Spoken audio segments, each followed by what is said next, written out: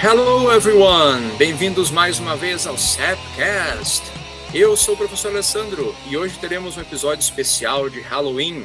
Esta é a Na Ponta da Língua, a parte do programa em que a gente fala um pouco mais de português, mas sem esquecer do inglês. Hoje nós teremos alguns segmentos como Frenemy, Spill the Beans e um segmento novo, When in Rome, todos voltados para o Halloween. E aqui comigo os nossos professores de sempre, nossos teachers. Hello, Daniel, como é que você está? Buenas, galerinha. Buenas aqueles que estão nos ouvindo nesse momento. Também um salve aos meus parceiros no crime, né? Alessandro, Andy e também Bruna. Como estamos, pessoal?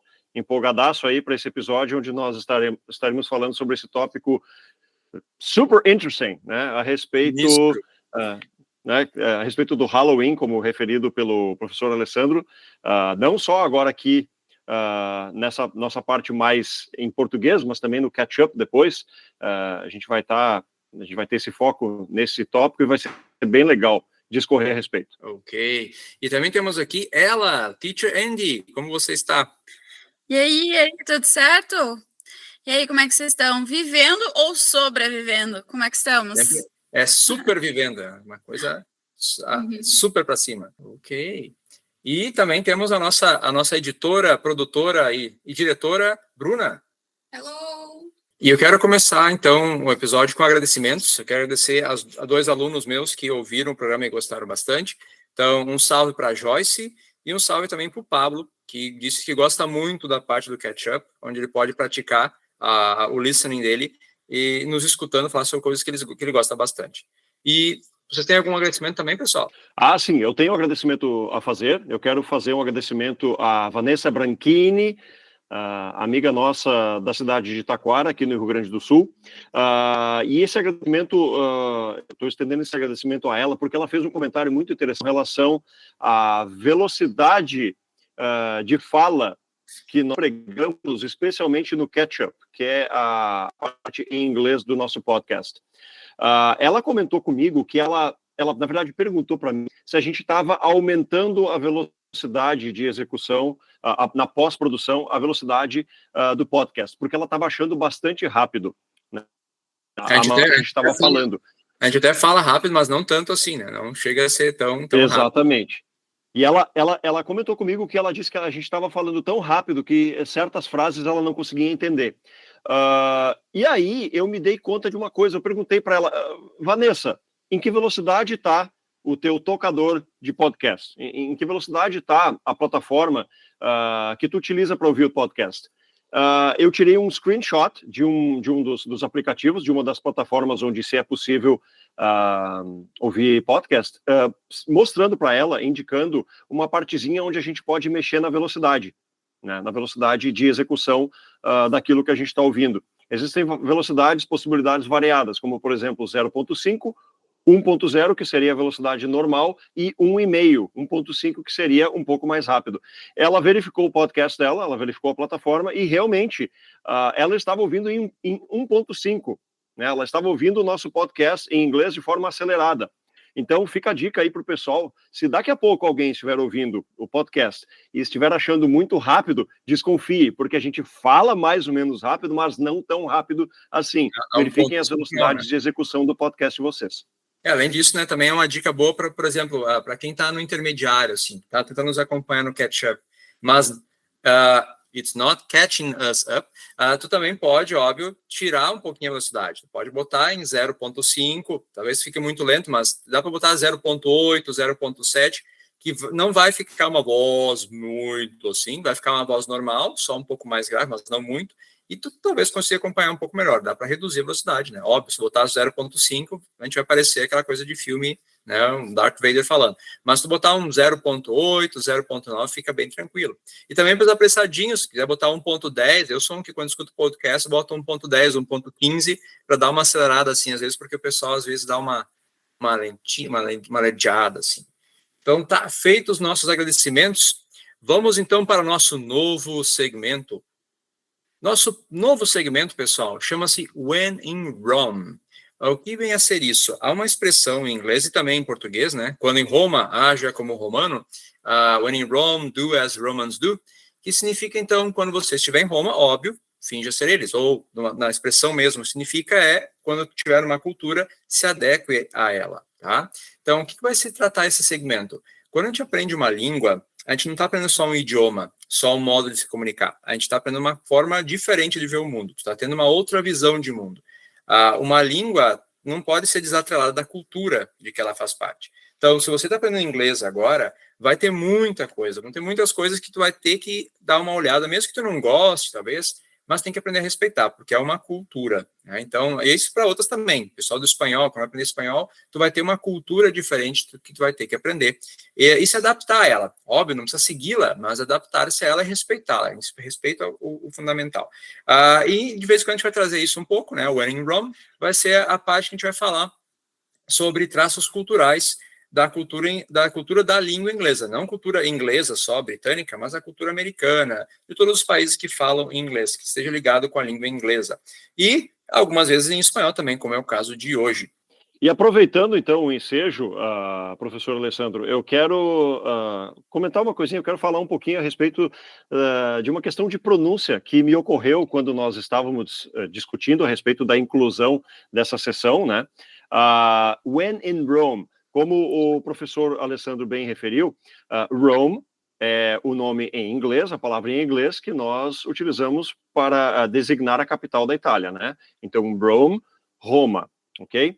E uma coisa que eu observo muito nos estudantes de inglês, quando eles vão falar palavras que começam com a letra R na língua inglesa, é de eles aplicarem, as pessoas aplicam o som da letra R, dessa maneira que eu estou dizendo, que nós utilizamos muito no português, como, por exemplo, nas palavras Roma ou rato, as pessoas aplicam essa técnica, digamos, de pronúncia, na hora de dizer as mesmas palavras em inglês. E isso pode virar um problema, porque se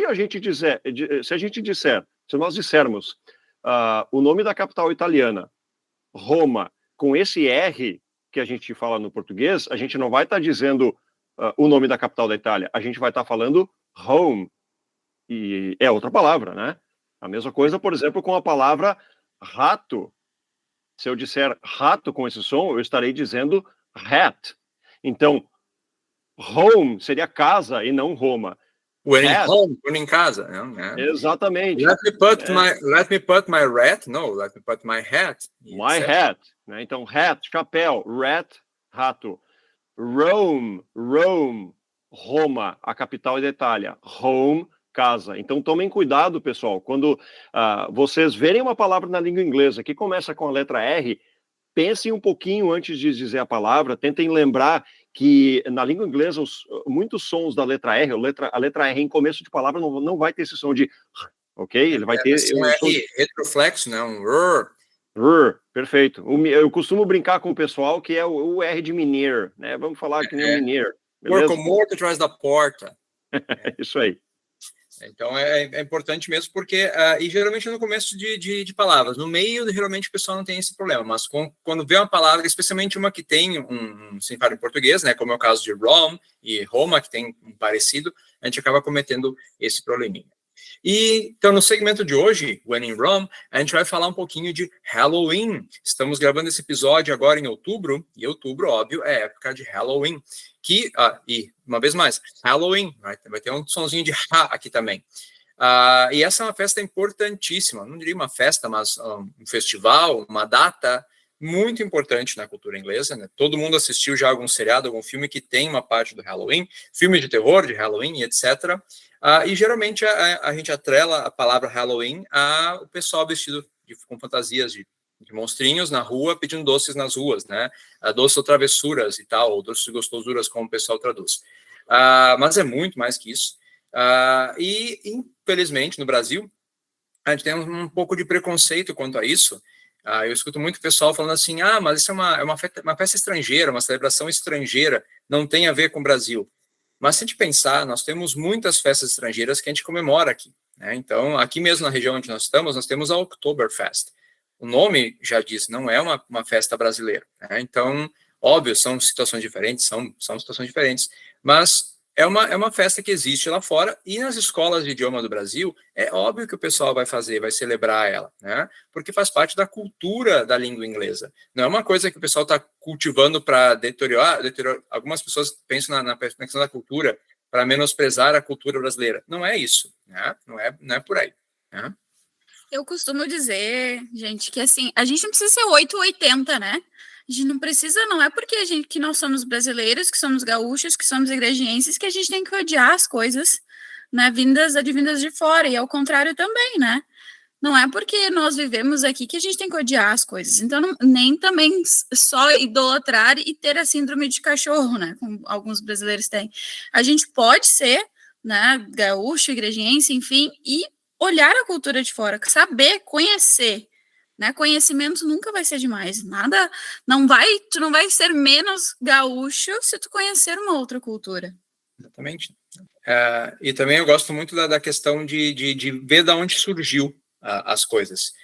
Sempre desde pequeno, devo ter sido uma péssima criança para os meus pais, eu sempre perguntava por quê, da onde, por que a gente faz isso e tal. E eu continuo fazendo isso até hoje, por isso que eu virei um pouco professor, né? Por isso é um dos motivos que eu ter virado professor, saber o porquê das coisas. E o Halloween sempre me fascinou por isso, tá? Por que as crianças saem na rua pedindo doce? E por que essas fantasiam? Da onde saiu isso? Por que em 31 de outubro? Por que aquela lanterna e tudo mais? E, óbvio, são muitas perguntas para um episódio, a gente não vai responder todas elas, né? Mas a gente vai falar um pouquinho sobre o principal, tá, gente? Então, primeiro da palavra, Halloween. Que palavra é essa? Na verdade, ela é uma variação, é uma expressão em inglês. Eu vou pedir para o Daniel, que tem a nossa voz mais bonita que assim, falar essa expressão em inglês. Como é que era a expressão original, Daniel? Então, Halloween vem da expressão All Hallows Eve. All Hallows Eve. E essa expressão significa véspera do dia de Todos os Santos, né? Então, dia 1º de novembro, o dia seguinte ao Halloween, na tradição cristã, cristã católica, perdão, é o dia de Todos os Santos, o dia que se celebra Todos os Santos e Mártires da Igreja Católica.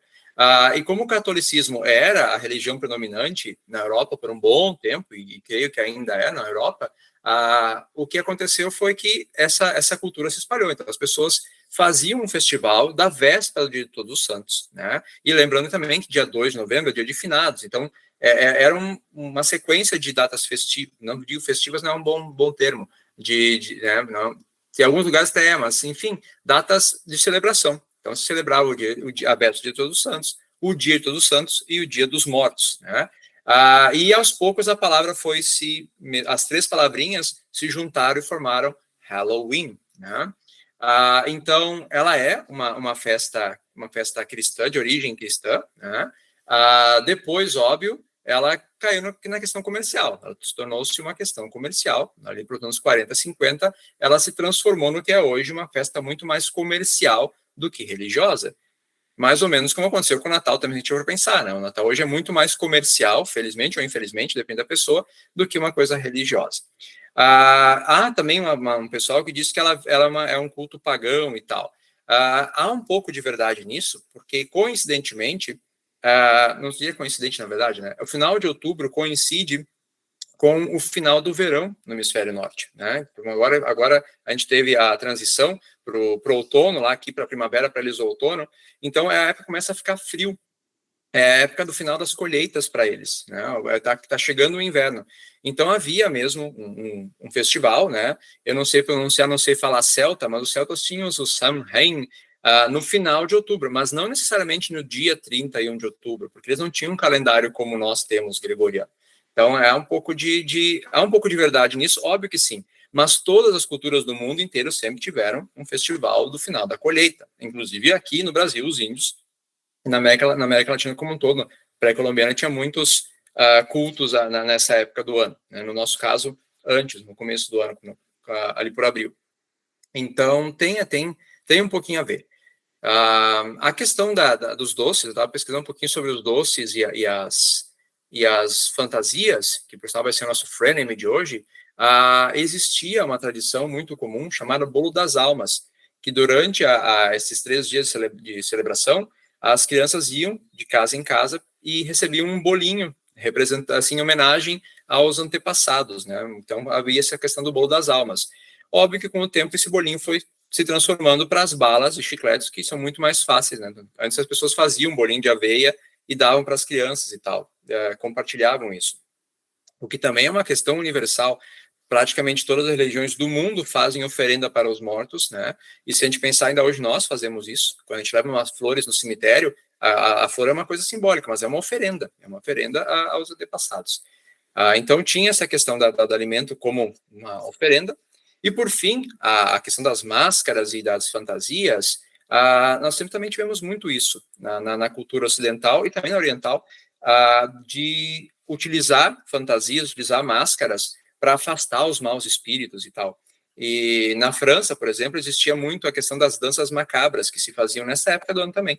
Então, depois isso foi agregado na cultura irlandesa, tinha muito isso também, né? Nessa época as crianças se vestiam para afastar os maus espíritos, e hoje, claro, as pessoas se fantasiam de tudo, de super-herói, não temos só monstrinhos, embora o Drácula e Frankenstein sejam muito populares ainda nos Estados Unidos, já temos fantasias de qualquer coisa, né? O pessoal virou mais uma festa fantasia do que realmente uma dança macabra. E falando um pouco sobre essa questão de multiculturalidade, né? Nós vivemos num mundo cada vez mais multicultural, onde culturas são importadas ou exportadas, e nós estamos cada vez mais, dia a dia, tendo contato com culturas com as quais nós não temos tanta familiaridade, e também linkando com essa expressão que o Alessandro trouxe, né? Falando da dança macabra, que tem origem na França, seria isso? Né? Tem origem na França. Se o meu amigo Matheus estiver me ouvindo agora, eu peço perdão pela minha pronúncia do francês, mas existe, digamos, nessa questão de multiculturalidade e exploração de outras culturas por culturas, digamos assim, estrangeiras, né? Existem discos, por exemplo, de bandas de heavy metal, e eu, como fã de heavy metal, me lembro muito bem disso. Existe um disco de uma banda sueca chamada Marduk, que se chama La Grande Danse Macabre, uma referência a justamente essa cultura. Então, né, trazendo essa questão de como essas culturas elas acabam sendo exportadas e trabalhadas dentro de nichos ou lugares onde não seria tão comum, né? É tudo somos uma grande sopa de cultura, se a gente for pensar, né? A parte ocidental do nosso mundo, a parte oriental também, mas eles são um pouco mais fechados, mas não que seja ruim, não é isso, mas aqui é uma grande salada, né? Nossa cultura tem raiz na Grécia, que também tinha essa mesmo festival que existia na Grécia, não óbvio com o nome de Halloween, mas também já existia essa questão da oferenda, já que existia essa questão da comida, das máscaras para afastar os maus espíritos, então é uma coisa que vem até os dias de hoje. Eu gosto muito de uma frase que eu também não sei falar nórdico, mas a frase eu conheço, que é Rotlaus Trefel, e traduzindo seria uma árvore sem raízes tomba. Eu gosto muito dela para explicar para os alunos quando dou aula de literatura, para fazer a comparação com isso. Uma árvore sem raízes tomba seria um povo sem cultura, sem passado, também não segue se existindo. Então, saber do nosso passado é muito importante, saber a origem disso tudo, saber de onde é que surgiu isso tudo é muito importante, né? Então, se a gente for pensar mesmo, o Halloween, óbvio que essa questão comercial é americana, essa questão mais comercial, mas a origem mesmo dele é totalmente nossa também. Nós teríamos direito de fazer tanto quanto eles, né? Nós temos essa mesma origem, né? Não teria por que não fazer. Em alguns lugares, agora, falando um pouquinho de espanhol, nós temos no México, por exemplo, o Dia de los Muertos. Se tu for pensar, é um Halloween latino, né? As pessoas também não se fantasiam de outras coisas, mas elas pintam caveiras no seu rosto, elas celebram com comida, os bolinhos também, há uns bolinhos de calavera, né? Há uns bolinhos em forma de caveira que as pessoas comem. Então, é uma celebração, né, que ocorre, no caso, no dia 2 de novembro, né? Não é no mesmo dia, mas muito perto, muito semelhante. E também é uma celebração, é uma festa mesmo. O pessoal realmente festeja em homenagem aos antepassados, né? Inclusive, fazem piqueniques no cemitério, que para nós aqui, brasileiros, é uma coisa bem macabra se fazer, mas para eles é uma questão de respeito total. Tu está compartilhando o teu alimento com o teu antepassado. Então, culturas diferentes, que talvez não precise adequar isso, não estou pedindo que vocês façam isso agora, dia 2 de novembro, não é isso, mas que a gente respeite, né? E saiba apreciar, né? Saiba ver que isso é uma cultura diferente, mas que tem... Assim como eles também nos veem, nossos hábitos culturais, eles também veem isso como alguma coisa diferente, mas respeitam também, né, a sua grande maioria. Então, pessoal, olhem com mais bons olhos para o Halloween. Você já foi... Perdão, né? Diga. Eu quero tecer apenas mais um comentário. Tu pode finalizar a tua explanação, mas será um comentário a respeito da composição da palavra Halloween. Só quero relembrar isso, senão eu vou acabar esquecendo de falar a respeito do tópico. Tranquilo. Pode falar, depois eu acabo o segmento. Então, observem que a palavra Halloween, ela vem, então, dessa expressão formada por 3 palavras, All Hallows Eve. E essa última palavra que compõe a expressão inteira, Eve, ela é utilizada em outras vésperas. Eve significa justamente véspera. Então, por exemplo, nós temos a noite do dia 24 de dezembro, que é chamada Christmas Eve. Nós temos a noite do dia 31 de dezembro, que é chamada de New Year's Eve, né? Então, só para que quem está ouvindo, daqui a pouco vai pensar, nossa, All Hallows Eve, eu nunca ouvi essa expressão. Na verdade, vocês já conheciam. A palavra Eve está presente em outras vésperas que nós temos no calendário. É interessante falar agora a questão de cultura, né? Como a gente chama no Brasil New Year's Eve? Quando nós falamos em português isso? Essa é excelente pergunta, hein? Ninguém fala, quer dizer, as pessoas até falam véspera de novo, a gente fala Réveillon, que veio do francês, que não é nada a ver com, não tem nada a ver com a nossa cultura, nada, absolutamente nada. Nós não temos uma conotação francesa tão forte assim para ter essa palavra aqui.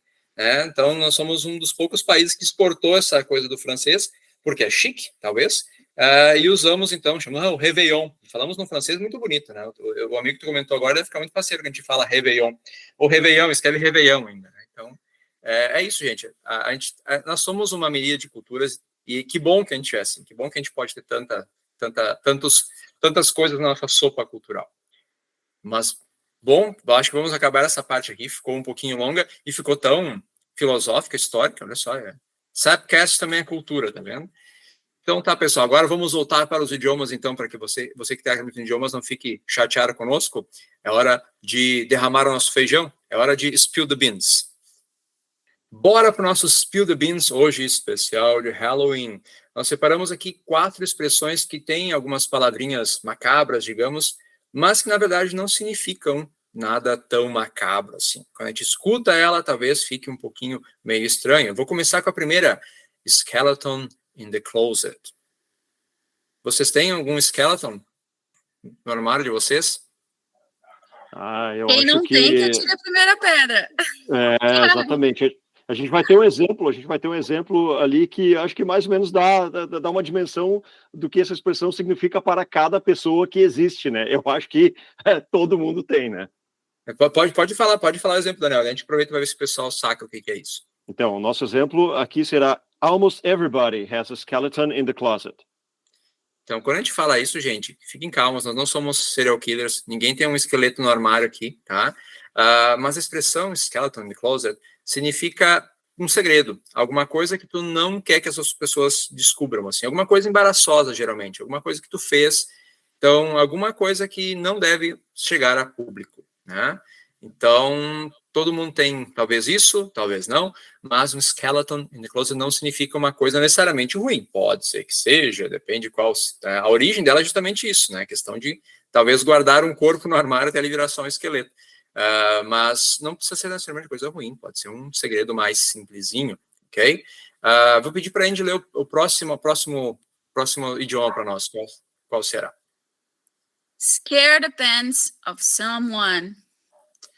Então, se a gente traduzir isso, né? Assustar as calças de alguém para fora seria assim. Aí o pessoal vai pensar coisa pejorativa aí. Vai pensar, como assim? Assustou as calças de alguém para fora. Arrancou as calças de alguém com susto. Mas, na verdade, essa expressão não precisa ser só com scare, né? Pode ser com outros verbos. Até separei um exemplo depois que eu vou falar, que é uma coisa que para mim me entendia muito, que é o bore, né? Bore depends of someone. Mas a expressão depends of, depois tu bote um verbinho na frente assim, justamente vai retomar, vai enfatizar talvez o verbo que está sendo usado. Então, se eu uso o scare, é uma coisa que me assusta muito, uma coisa que realmente me assusta demais. Né? Então, ela só enfatiza o verbo que ela vem depois. Então, nós temos 2 exemplos. Vou pedir para a Andy ler o primeiro, vamos ver se é verdade para ela também, se acontece isso com ela. Claws scares depends of me. Depends which claw. Ok. Depends which one. Então, os palhaços me assustam demais, né? me matam de susto, talvez. E eu botei um exemplo que eu vou fazer agora, que é com o bore, em vez do scare, né? Então, some bad thing bores the pants of me. Like soccer bores the pants of me. Então, é uma coisa que te entedia demais. Tá? Então, algum verbinho, the pants of someone, significa em exagero aquele verbo. Scare the pants of someone é assustar demais. Bore the pants of someone é entediar demais. E o exemplo utilizado serve para mim, tá? Some things bores the pants of me, tá? Se tomar banho de sol não é o meu lance, ok? Se eu tomar banho de sol, eu viro um camarão depois disso, ok? Exatamente. Então, preferível fazer isso under an umbrella, né? Debaixo de um guarda-sol, bem de boa. É um umbrella bathing, né? Beleza. E nós temos também mais um spill para vocês, pessoal. A gente falou sobre spill the beans já, né? O nosso derramar o feijão, que é contar um segredo. E hoje nós temos outro, que é spill your guts.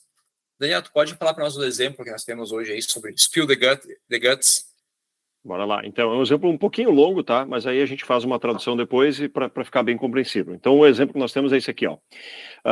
People call in and just spill their guts about whatever's bothering them on the job or in a relationship. Então, as pessoas ligam, né? E só, como eu dizia o Daniel antes, qual é o teu exemplo que eu não lembro mais? Choram as pitangas. Isso, chorar as pitangas. É um bom exemplo que nós temos em português. Que traduzir para o inglês, cry the pitangas, ninguém vai entender, né? Então, em inglês, chorar as pitangas, spill your guts. Se tu traduzir ao pé da letra, seria talvez derramar as tripas, né?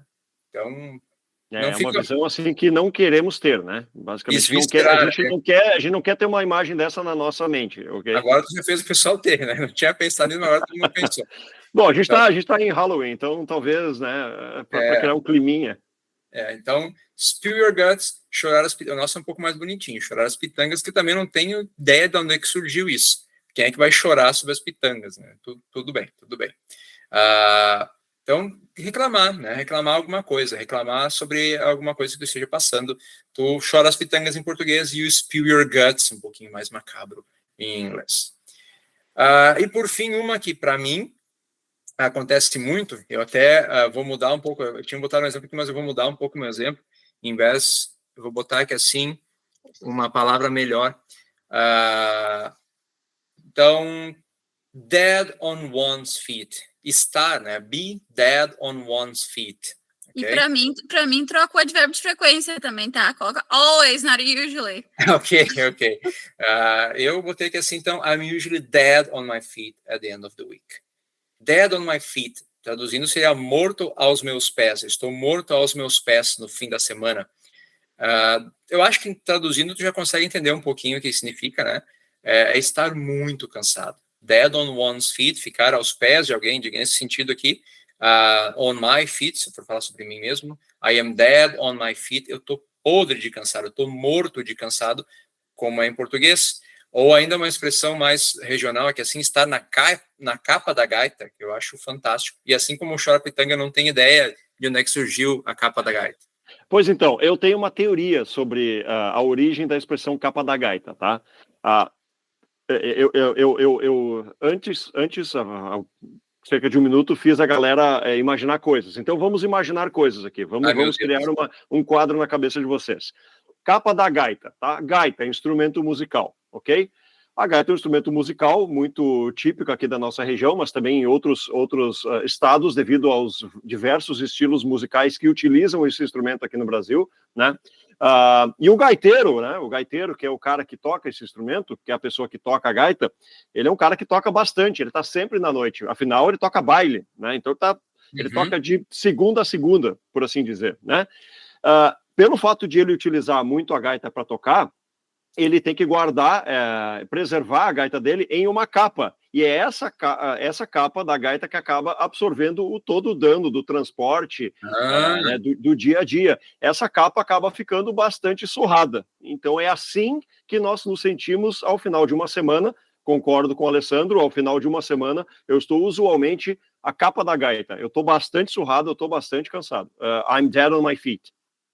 Perfeito. Não tinha pensado nisso, assim, mas todos os instrumentos a capa fica judiadinha, coitadinho da capa. Então, pessoal, essas foram nossas expressões, nossos eu ia falar idiomas, em português não se fala idiomas. Our idioms, o nosso spill the beans. Então, se você tem um armário, um esqueleto no seu armário, se você assusta as calças de alguém para fora, ou você derrama suas tripas, ou você está morto nos seus pés, não se preocupe. Se você falou em inglês, isso não tem nenhum problema, é só uma expressão.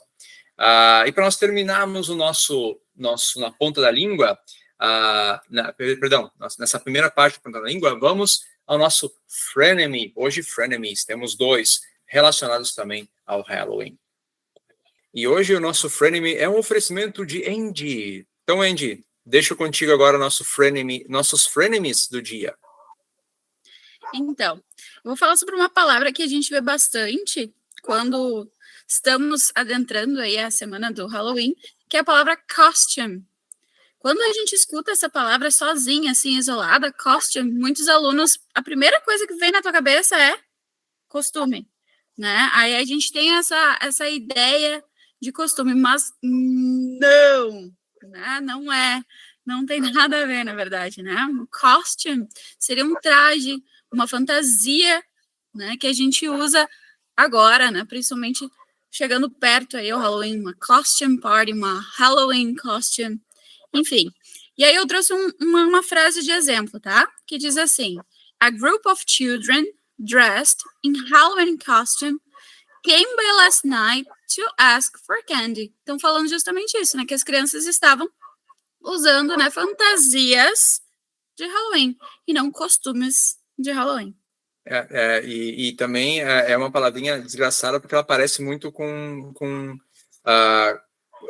costume, e a palavra costume também vai ser um pouco parecida com ela, então dá uma confusão danada, né? Então, realmente, fica complicado. E nós temos um outro frenemy aqui, né? Porque quando a gente pensa em traduzir do inglês para o português, agora eu vou comprar uma fantasia de Halloween, e a pessoa fala, I'm going a Halloween fantasy. E aí?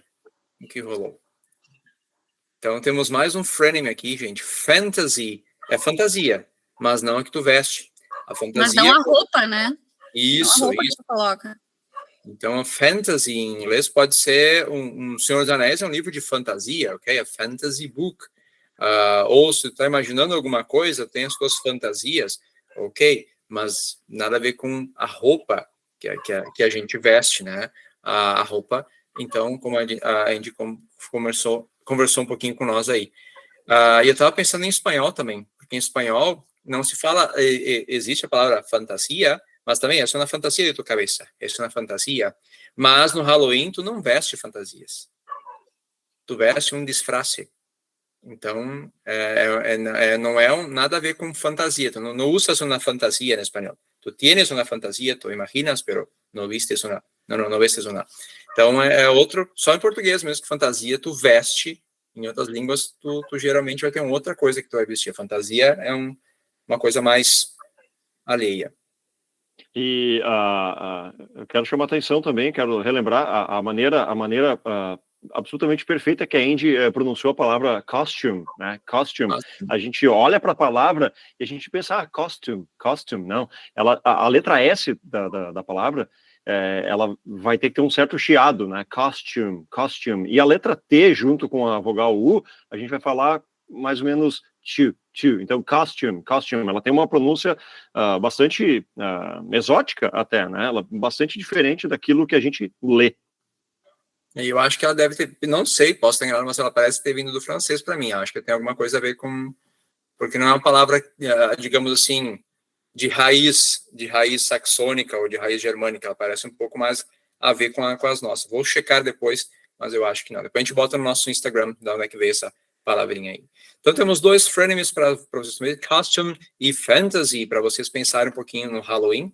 Talvez tu possa usar uma fantasia de Halloween, mas não em inglês, ok? You can have a Halloween fantasy in your mind, maybe. Sounds strange, but okay. Então, cuidem um pouquinho com esses 2 frenemies. E agora sim, para terminarmos nosso episódio, vem a parte das dicas. Vamos ao nosso Rule of Thumb, hoje especial de Halloween também. Rule of Thumb, pessoal, aquela parte que a gente comenta algumas coisas de regras, mas também algumas dicas. E hoje a dica é muito importante, porque quem está começando no inglês sempre pergunta, teacher, o que tu acha? Assistir séries em inglês me ajuda a aprender inglês? E aí nós temos vários problemas. O que vocês acham? Assistir séries em inglês ajuda a aprender inglês ou não? Na minha humilde opinião, ajuda e ajuda muito, tá? Eu comecei assistindo séries, só que o que eu geralmente passo para os alunos é talvez não pegar aquela série tua preferida no momento, aquela que talvez tenha um vocabulário um pouquinho mais complicado. Eu diria pegar séries mais como sitcoms, né? Sitcoms, tipo Friends. Friends are the best one, right? But no, it's not. né? How I Met Your Mother. How I Met Your Mother, por quê? Porque tem vocabulário mais cotidiano, assim, né? Mais do dia a dia. Então, que é o que geralmente as pessoas, quando estão começando ali, né? No básico 1, básico 2, estão vendo. Então, aí talvez elas vão conseguir ter uma associação mais fácil, né? Do que pegar uma outra série que tenha um vocabulário mais extensivo, né? Mais diferente. Ou vai assistir The Crown para aprender inglês, por exemplo. Isso, é uma série de época, não que talvez depois não faça, né? Mas no começo não é uma grande escolha. Eu acho que até mesmo depois, a Outlander, por exemplo, na parte que eles estão na Escócia, Jesus amado, para mim foi um parto tentar entender alguma coisa, porque os escoceses falando ficava Jesus, não sei inglês. Aí às vezes o que acontece, né? Os alunos pegam uma série assim para começar, eles não têm essa ideia de quão difícil que é devido ao vocabulário, aí eles não entendem, aí desanimam e não gostam mais, né? Aí desistem da técnica. Então, eu diria que sim, que é uma ótima técnica, sim, só que a gente tem que saber como utilizar ela, né? E saber, principalmente no começo, qual série optar por assistir. E para a minha experiência, filmes e séries em inglês foi absolutamente fundamental, foi algo que quando eu era estudante de inglês, ainda sou estudante de inglês, né? Mas quando eu era um estudante básico, intermediário da língua inglesa, séries e filmes foram absolutamente primordiais, né? Na aquisição de vocabulário e também na geração de dúvidas. Eu penso que um dos principais objetivos, uma das principais benesses que nós podemos obter com uma série ou um filme em seu idioma original, no caso o inglês, é gerar dúvida, suscitar dúvida na gente. Poxa vida, aquela palavra ali, que palavra é aquela? Aquela estrutura, aquele tempo verbal ali, eu não entendi aquilo, né? Para que aquilo serve? Por que aquela pessoa está utilizando aquela palavra na frente da outra? Então, as séries, elas podem ter esse papel de gerar dúvidas na gente. No meu caso, isso aconteceu mais com filmes, porque na época que eu era estudante de inglês, básico, intermediário, a gente só tinha acesso a séries através da TV aberta, ou então as locadoras, ou talvez comprando as boxes, né? Comprando as boxes de seriados. Eu lembro muito bem que eu peguei emprestado com um aluno de inglês o seriado Band of Brothers. Ele me emprestou os DVDs do seriado Band of Brothers, que é um seriado de guerra, né? Sensacional. Mas atualmente nós temos a facilidade e a praticidade das plataformas de streaming. Então, galera, utilizem, por favor, porque tá na mão. Tem o conteúdo à disposição de vocês, não só filmes como seriados. Eu tenho as ressalvas agora, sim, porque o que acontece? Eu sempre falo para eles, assistir séries de filmes para mim não te ajuda muito. Estudar séries de filmes, aí é outra coisa. O que eu quero dizer com isso? Eu vou citar o exemplo do meu pai. O meu pai, a vida inteira, né, agora não mais tanto, porque agora nós temos os streamings, né, mas na época das locadoras e tal, ele sempre alugava filmes legendados. Meu pai não sabe inglês, né, sabe o básico que viu na escola, assim, mas ele não sabe inglês, mas ele sempre foi um cara que apreciava o áudio original. Ele queria ouvir um áudio, explosões, porque a dublagem para ele não valia a pena. Ele gostava de ver como era original. Então eu lembro que quando eu era pequeno, assim, quando eu tinha meus 9, 10 anos, que eu não conseguia acompanhar as legendas e não sabia inglês, para mim era um saco assistir a série com meu pai, porque como é que eu vou assistir isso aqui? Até que um dia eu consegui assistir, eu lembro do filme Dom Juan del Arco, que acho que é o Johnny Depp que faz o Dom Juan, mas tem o Marlon Brando também, e eu consegui assistir o filme inteiro e fiquei, eu consigo assistir filme legendado agora. Mas o que eu queria dizer, o meu pai assistiu a vida inteira filme legendado, e muito filme, assim, nos anos 90, agora não mais tanto, agora já parou um pouquinho, enjoou um pouco de filmes, mas ele assistia muitos filmes. O meu pai não aprendeu inglês só assistindo série, porque aí que tá o detalhe. quando tu assistindo a série e tu coloca uma legenda em português, tu não vai estar prestando atenção diretamente no que o pessoal está falando. E aí esse é o grande problema de quem está começando. Então, se tu já tem um usuário de inglês mais intermediário, avançado, ok, tu consegue assistir sem legendas, talvez com legenda em inglês, ok, funciona perfeitamente. Mas para um beginner, tu não vai conseguir entender tudo o que estão falando. Então, tu vai cair na tentação, vai colocar a legenda em português, e o que vai acontecer? Tu vai acompanhar a legenda em português. Eu vou pegar um exemplo. Eu gosto muito do cinema russo. Eu assisto filmes legendados, óbvio. Eu não sei nenhuma palavra em russo até hoje. Por quê? Eu estou vendo na minha língua original. Ou, quando não tem em português, eu boto em inglês a legenda para poder acompanhar o que eles estão falando. Então, o que acontece? Eu acho que o grande passo aí é tu usar séries como uma ferramenta de aprendizado. Como a gente disse, não assistir uma coisa que tu gosta, assim, montão, para diversão. Tu está usando o seriado como uma ferramenta de aprendizado. E para isso, tu vai ter que fazer um processo mais metódico. Não é só ligar a série e vou assistir aqui e estou tranquilo. Não. Que eu sempre sugiro assim, mesmo para os beginners, pegue uma coisa bem fácil de ser entendida. Desenho animado é uma ótima pedida. Cartoon Network. Porque esses desenhos foram feitos, óbvio, para um público jovem, que não tem um vocabulário tão vasto ainda, por conta da idade. Então, não tem tantos idiomas, mas já tem... expressões em português, mas já vai ter alguma coisa, não muito, mas vai ter. E, geralmente, as palavras vão ser bem escancionadas, ou seja, eles falarão as palavras bem destacadas, porque foi feito para criança.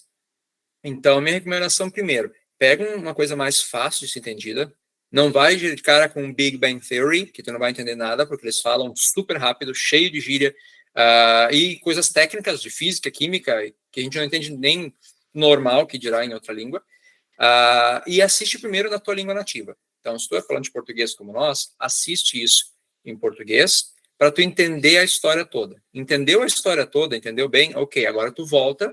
Antigamente tinha que voltar no rebobinar, agora não, só clicar para assistir de novo, e agora sim, bota em inglês. De preferência sem legenda nenhuma. Teacher, não vou entender. Cara, tu acabou de assistir o episódio inteiro. Então, e óbvio, pega um episódio mais curtinho, por isso que um How I Met Your Mother, seriados de 20, 30 minutos são muito bons, né, para esse tipo de coisa. E assiste agora só em inglês, para tu entender o que aconteceu. Alessandro, eu quero fazer uma reparação e um endosso, tá? Primeiramente o endosso. Endosso essa ideia de... Mas quem estuda leis aqui é para ficar com essas... Data vênia, senhor, data vênia. Então, eu quero fazer um endosso, eu quero endossar, uma ideia que eu daria se tu não tivesse dado ela, que é justamente de utilizar esse recurso dos desenhos animados, mas também tem que tomar com o desenho animado, porque tem muito desenho animado que é para adulto. Por exemplo, sim. Family Guy, American Dad da vida. Tem que tomar cuidado. Speak so fast. Mas animações infantis, por exemplo, Shrek normalmente costuma ter um vocabulário um pouco mais leve, né? É uma recomendação que eu faço. E a reparação, tu disseste que tu não conhece nenhuma palavra em russo, mas tu conhece a palavra Stroganov. Essa tu conhece, eu tenho certeza disso. Eu conheço o Privyet também. Então, duas palavrinhas que eu conheço, mas não parece Strogonoff nos filmes, então não dá. Vai, Andy. Eu tenho vou contar rapidinho algo pessoal sobre séries, tá? Quando eu comecei na faculdade, eu passei no ProUni, e aí eu passei em segundo lugar, só que como eu sou muito curiosa, eu fui ler quem era a pessoa que era o primeiro, até vou mandar um beijo pra ela, minha colega querida Dani, era uma tal de Daniela Dates, ok? Era uma tal, eu senti um pouco de raiva, era uma tal, depois virou amiga. Ela foi em primeiro, né? Como assim? Eu em segundo. E aí, no começo das aulas, primeiras aulas de Ubra ali, quem estava perto de mim? Daniela Dates.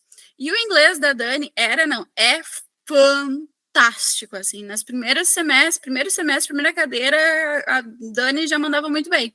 E aí eu, me aproximei, fiz uma amizade, assim, enfim. E aí um dia, eis que eu pergunto para ela, Dani, como que tu aprendeu inglês? Porque eu já estudava, né, já fazia cursinho anos já, e eu não tinha um inglês tão bom quanto dela. Pelo menos não me sentia o quanto. E aí ela disse para mim, eu perguntei assim, quantos anos de curso tu já fez? Direto, assim, a pergunta. E ela olhou para mim e disse, não, nenhum. Como assim, não, nenhum? Claro, depois ela foi fazer, mas ela é uma série maníaca. Ela chega a ter ordem de série para assistir, ela tem um catálogo de séries, para não perder nenhuma. Então, ela é uma série maníaca. Só que é um pequeno detalhe, né? Ela assiste série, então ela não gosta de assistir com legenda, enfim, dublado, não, tem que ser tudo original. E tudo que ela não compreende, ela vai atrás. Né? Ela pegou, vê um vocabulário, ela não entendeu, volta a assistir de novo, pesquisa, vai atrás, e aí tu acaba aprendendo com isso. E foi assim que, claro, de tempo depois, né, para aprofundar os conhecimentos, ela fez curso. Mas o que instigou ela a ter esse inglês mais fluente, tanto em questão de pronúncia e tanto de realmente de conhecimento, foi séries. Nós tivemos um aluno também uma vez que chegou na escola, eu já sei um pouquinho de inglês, queria fazer um teste de nível. E a gente fez o teste de nível e o rapaz estava assim no High Intermediate. E eu tava, onde é que tu estudou? Eu não estudei. Como não estudou? Daí, justamente porque ele era um cinéfilo, assistia muito filme, e gostava faz um tempinho isso, quando começou o TikTok, assim, eu tinha aquela coisa de dublar, né? Tu pegava um áudio do filme e tu fazia, assim, as caretas. Ele gostava de fazer isso. Então, ele pegava os áudios do filme, a parte que ele gostava, e encenava, digamos, e repetia. E ficou viciado nisso, fazia muito isso. Reencenava ele próprio, das câmerazinhas em casa, as frases. E, óbvio, foi pegando, né? O significado delas e tudo mais, a curiosidade atiça muito. Então, mas essa dica que eu acho que principal, que tu estudar uma série, é realmente tu poder voltar, reassistir, agora com áudio original, de preferência sem nenhuma legenda. Se precisar uma legenda em inglês, ok. O problema da legenda em inglês é que aqui, agora no streaming, né, na questão, no DVD até que não era tanto, mas no streaming, geralmente as legendas em inglês, elas estão com closed captions, ou seja, vai ter música tocando no fundo, vai ter alguma coisa assim, não vai ser só as falas, para o pessoal que tem problema de audição. Então, tu vai ter muito mais do que realmente estão falando. Assim, e às vezes não bate, às vezes também a legenda não bate muito o que está falando. Mas tenta, tu já sabe a história, ou pega o meu caso, eu sou um fã de Arquivo X, assim, pra caramba, né? Eu assisti todo ele dublado quando saiu na televisão, então confesso que eu prefiro a voz deles na dublagem original, porque é uma questão afetiva, mas assisti depois sem legendas, porque eu já sabia as histórias, sabia as falas, sabia o que o Mulder ia dizer para Scully. Então, eu já conseguia, e aí sim eu pegava expressões novas, pegava phrasal verbs, pegava idioms, porque eu sabia o que eles iam falar. Então, agora, é assim que se fala isso, né? E, por fim, é uma coisa que eu preciso também é ver o trabalho que o pessoal no Brasil, a gente tem que dar um braço a torcer, os nossos dubladores do Brasil geralmente são sensacionais, né? Não é óbvio, não toda a empresa de dublagem, mas o modo como eles fazem a tradução para o português, às vezes, tem coisas que não consegue traduzir. E muitas vezes conseguem, dão a volta, de novo uma questão de cultura, às vezes é uma coisa que não faz sentido em português, eles conseguem fazer, muitas vezes, nem sempre, mas muitas vezes sim. Para finalizar, gente, o nosso nome aqui, o Sapcast, na verdade vem disso também, né? A gente comentou uma vez lá no Instagram, de onde é que vem a palavra Sapcast? O SAP, o Second Audio Program, é justamente isso, né? Nos Estados Unidos, como começou, existia uma tecla que tu apertava e tu podia escutar no idioma original. Ou, no caso, nos Estados Unidos, geralmente era o contrário, tu podia escutar em espanhol. Então, o público latino-americano que vivia nos Estados Unidos era muito grande, então eles tinham um canal de áudio especial em espanhol, tanto é que algumas pessoas acreditam que é Spanish Audio Program, porque geralmente tu apertava para ouvir em espanhol, então tu assistia o programa normal em inglês, mas se apertava a tecla SAP, ficava no idioma espanhol.